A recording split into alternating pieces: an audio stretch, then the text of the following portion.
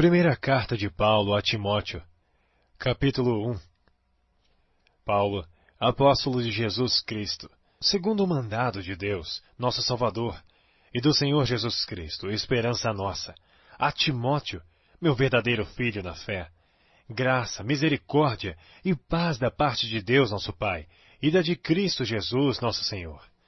Como te roguei, quando parti para a Macedônia, que ficasses em Éfeso, para advertires alguns que não ensinem outra doutrina, nem se deem a fábulas ou genealogias intermináveis, que mais produzem questões do que edificação de Deus, que consiste na fé. Assim eu faço agora. Ora, o fim do mandamento é o amor de um coração puro, e de uma boa consciência e de uma fé não fingida, do que desviando-se alguns, se entregaram a vãs contendas, querendo ser mestres da lei, e não entendendo nem o que dizem nem o que afirmam. Sabemos, porém, que a lei é boa, se alguém dela usa legitimamente. Sabendo isto, que a lei não é feita para o justo, mas para os injustos e obstinados, para os ímpios e pecadores, para os profanos e irreligiosos, para os parricidas e matricidas, para os homicidas, para os devassos, para os sodomitas, para os roubadores de homens, para os mentirosos, para os perjuros, e para o que for contrário à sã doutrina, conforme o evangelho da glória de Deus bem-aventurado, que me foi confiado. E dou graças ao que me tem confortado, a Cristo Jesus, Senhor nosso, porque me teve por fiel, pondo-me no ministério. A mim, que dantes fui blasfemo e perseguidor e injurioso, mas alcancei misericórdia, porque eu fiz ignorantemente na incredulidade. E a graça de nosso Senhor superabundou com a fé e amor que há em Jesus Cristo. Esta é uma palavra fiel e digna de toda aceitação, que Cristo Jesus veio ao mundo para salvar os pecadores, dos quais eu sou o principal. Mas por isso alcancei misericórdia, para que em mim, que sou o principal, Jesus Cristo mostrasse toda a sua longanimidade, para exemplo dos que haviam de crer nele para a vida eterna. Ora, ao Rei dos séculos, imortal, invisível, ao único Deus sábio, seja a honra e glória para todo sempre. Amém. Este mandamento te dou, meu filho Timóteo, que segundo as profecias que houve acerca de ti, milites por elas boa milícia, conservando a fé e a boa consciência, ao qual alguns, rejeitando, fizeram naufrágio na fé. E entre esses foram Himeneu e Alexandre, os quais entreguei a Satanás, para que aprendam a não blasfemar.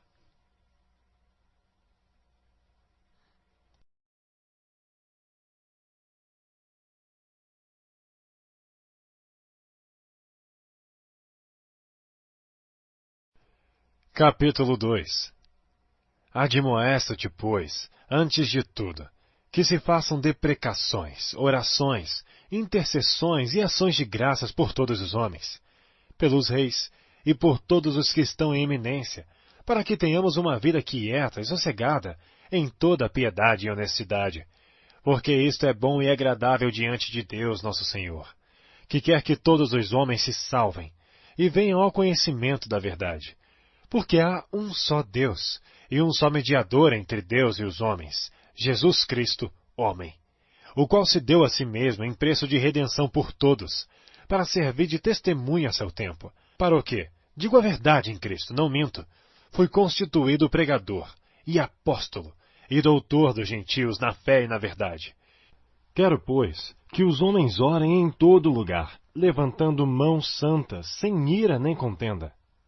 Que do mesmo modo as mulheres se ataviem em traje honesto, com pudor e modéstia, não com tranças, ou com ouro, ou pérolas, ou vestidos preciosos, mas, como convém a mulheres que fazem profissão de servir a Deus, com boas obras. A mulher aprenda em silêncio com toda sujeição. Não permito, porém, que a mulher ensine, nem use de autoridade sobre o marido, mas que esteja em silêncio, porque primeiro foi formado Adão, depois Eva. E Adão não foi enganado, mas a mulher, sendo enganada, caiu em transgressão. Salvar-se-á, porém, dando à luz filhos, se permanecer com modéstia na fé, no amor e na santificação.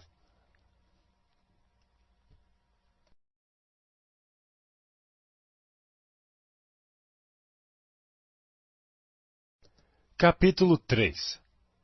Esta é uma palavra fiel. Se alguém deseja o episcopado, excelente obra deseja. Convém, pois, que o bispo seja irrepreensível, marido de uma mulher, vigilante, sóbrio, honesto, hospitaleiro, apto para ensinar, não dado ao vinho, não espancador, não cobiçoso de torpe ganância, mas moderado, não contencioso, não avarento. Que governe bem a sua própria casa, tendo seus filhos em sujeição, com toda a modéstia. Porque se alguém não sabe governar a sua própria casa, terá cuidado da igreja de Deus? Não neófito, para que, ensoberbecendo-se, não caia na condenação do diabo. Convém também que tenha bom testemunho dos que estão de fora, para que não caia em afronta e no laço do diabo. Da mesma sorte os diáconos sejam honestos, não de língua dobre, não dados a muito vinho, não cobiçosos de torpe ganância, guardando o mistério da fé numa consciência pura. E também estes sejam primeiro provados, depois sirvam, se forem irrepreensíveis. Da mesma sorte, as esposas sejam honestas, não maldizentes, sóbrias e fiéis em tudo. Os diáconos sejam maridos de uma só mulher, e governem bem a seus filhos e suas próprias casas, porque os que servirem bem como diáconos adquirirão para si uma boa posição e muita confiança na fé que há em Cristo Jesus. Escrevo-te estas coisas, esperando ir ver-te bem depressa. Mas se tardar, para que saibais como convém andar na casa de Deus, que é a igreja do Deus vivo, a coluna e firmeza da verdade. E sem dúvida alguma, grande é o mistério da piedade. Deus se manifestou em carne, foi justificado no Espírito, visto dos anjos, pregado aos gentios, crido no mundo, recebido acima na glória.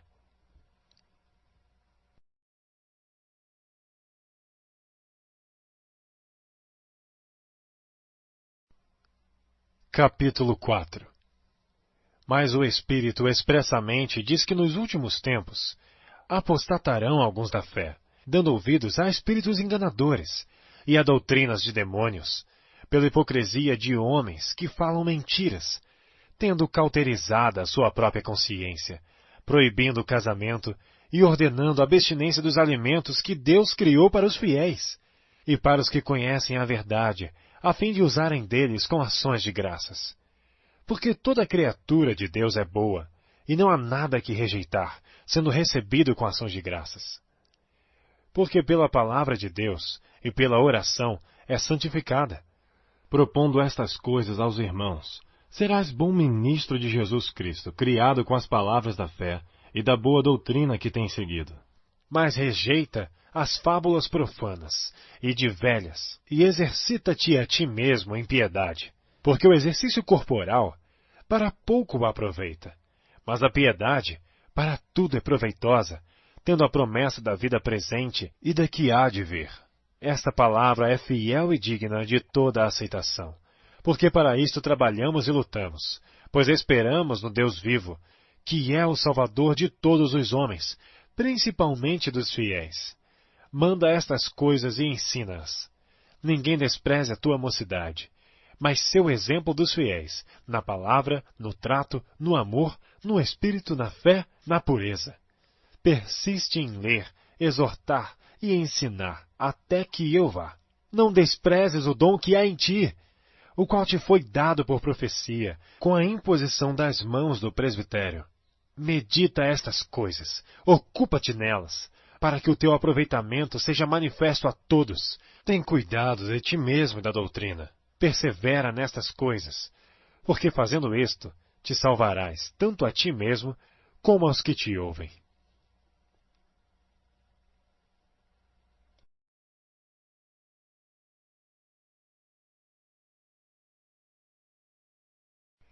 Capítulo 5. Não repreendas asperamente os anciãos, mas admoesta-os como a pais, aos moços como a irmãos, às mulheres idosas como a mães, às moças como a irmãs, em toda a pureza. Honra as viúvas que verdadeiramente são viúvas, mas se alguma viúva tiver filhos ou netos, aprendam primeiro a exercer piedade para com sua própria família e a recompensar seus pais, porque isto é bom e agradável diante de Deus. Ora, A que é verdadeiramente viúva e desamparada espera em Deus, e persevera de noite e de dia em rogos e orações. Mas a que vive em deleites, vivendo está morta. Manda, pois, estas coisas, para que elas sejam irrepreensíveis. Mas se alguém não tem cuidado dos seus, principalmente dos da sua família, negou a fé, e é pior do que o infiel. Nunca seja inscrita viúva com menos de 60 anos. E só a que tenha sido mulher de um só marido, tendo testemunho de boas obras, se criou os filhos, se exercitou a hospitalidade, se lavou os pés aos santos, se socorreu os aflitos, se praticou toda boa obra. Mas não admitas as viúvas mais novas, porque, quando se tornam levianas contra Cristo, querem casar-se, tendo já sua condenação por haver aniquilado a primeira fé. E além disto, aprendem também a andar ociosas de casa em casa, e não só ociosas, mas também paroleiras e curiosas, falando o que não convém.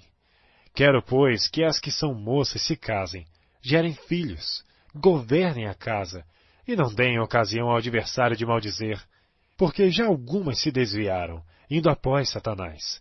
Se algum crente ou alguma crente tem viúvas, socorras, e não se sobrecarregue a igreja, para que se possam sustentar as que deveras são viúvas.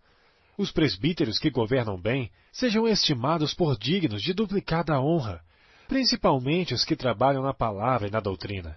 Porque diz a Escritura, não ligarás a boca ao boi que debulha, e digno é o obreiro do seu salário. Não aceites acusação contra o presbítero, senão com 2 ou 3 testemunhas. Aos que pecarem, repreende-os na presença de todos, para que também os outros tenham temor. Conjuro-te diante de Deus e do Senhor Jesus Cristo e dos anjos eleitos, que sem prevenção guardes estas coisas, nada fazendo por parcialidade. A ninguém imponhas precipitadamente as mãos, nem participes dos pecados alheios. Conserva-te a ti mesmo puro. Não bebas mais água só, mas usa de um pouco de vinho por causa do teu estômago e das tuas frequentes enfermidades. Os pecados de alguns homens são manifestos precedendo o juízo, e em alguns manifestam-se depois. Assim mesmo também as boas obras são manifestas, e as que são de outra maneira não podem ocultar-se.